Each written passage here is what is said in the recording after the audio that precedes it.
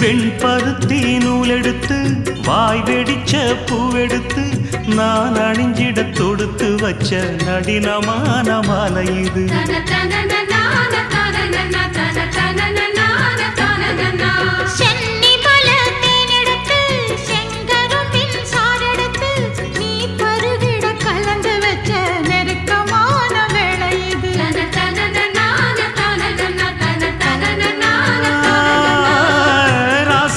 உடம்பிருக்கும் ரவிக்க துணி நானாக அன்னாடம் சூடி கொள்ள ஆசை வச்சாகாதா.